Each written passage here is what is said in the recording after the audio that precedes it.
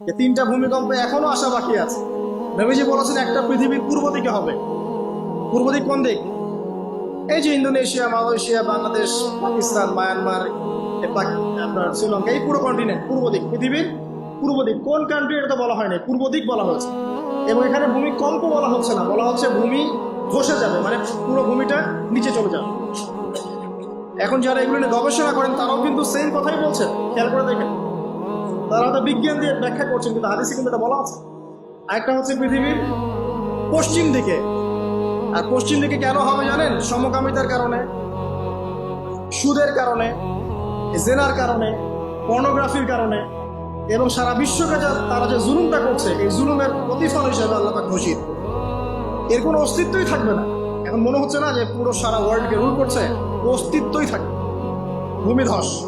আরেকটা হচ্ছে পৃথিবীর মাঝখানে। মাঝখানে কারা আছে বলেন? মাঝখানে আমাদের আমিরুল মুমিনিনরা আছে নাকি? যারা গান বাজনাকে উন্মুক্ত করে দিচ্ছে, যারা পর্দার শিথিলতা নিয়ে আসছে, হ্যাঁ, যারা ইসরায়েলের সাথে আঘাত করছে, এরা আছে, আমিরুল মুমিনিনরা আছে। তো সেখানেও একটা ফিতনা অপেক্ষা করছে, অপেক্ষা করতে থাকেন। তো এই কথাটা বলতে গিয়ে আমি এখানে এসেছি, পৃথিবীতে কিন্তু এখনো তিনটা বড় বড় ভূমিকম্প বাকি আছে।